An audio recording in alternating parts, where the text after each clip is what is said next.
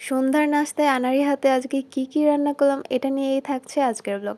আসসালামু আলাইকুম everyone, I hope সবাই ভালো আছো। আলহামদুলিল্লাহ, আল্লাহর অশেষ রহমতে আমিও ভালো আছি।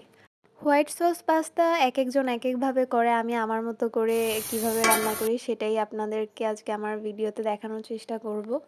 অফ ক্যামেরায় আমি আমার পাস্তাটা সিদ্ধ করে নিয়েছি। না সরি, আমি আসলে আমার পাস্তা সিদ্ধ করার ভিডিওটা নিতেই ভুলে গিয়েছিলাম। তারপর একটা কড়াই বসিয়ে দিলাম।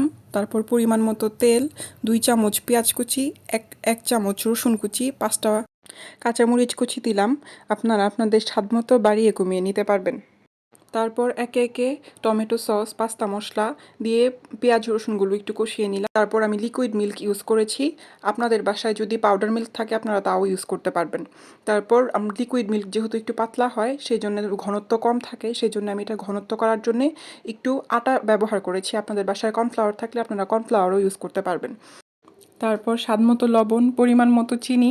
চিনিটা চাইলে আপনারা স্কিপ করতে পারেন। আমি এখানে পাউডার মিল্ক ব্যবহার করেছি, চাইলে এটাও আপনারা স্কিপ করতে পারেন। এখানে আমি একটু সয়া সসও ইউজ করেছিলাম, ওই 1 চামচ পরিমাণ। ওইটার ক্লিপটাও নিতে আমি খুব সম্ভবত ভুলে গিয়েছিলাম।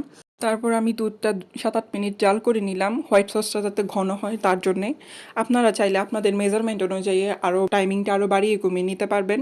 তারপর আমি আরও একটা সস দিয়ে দিলাম স্বাদ বাড়ানোর জন্য। আপনারা চাইলে স্কিপ করতে পারেন, সমস্যা নেই। তারপর আমি পাস্তাটা সিদ্ধ করে রেখেছিলাম, ওই পাস্তাটা দিয়ে দিলাম। তারপর চুলার উপরে 2-3 মিনিট পাস্তাটা নাড়াচাড়া করে নামিয়ে নিলাম। তারপর আমরা সুন্দর করে পরিবেশন করলাম, আমরা দুই বোন মিলে অনেক মজা করে খেলাম। আজকের ভিডিও এই পর্যন্ত। আমি যেহেতু ইনগ্রেডিয়েন্টসগুলো সুন্দর করে বলতে পারি না, তাই আমার ছোট বোন আমাকে হেল্প করেছে। আজকের ভিডিও এই পর্যন্ত। সবাই ভালো থাকবে, সুস্থ থাকবে। আসসালামু আলাইকুম, আল্লাহ হাফিজ।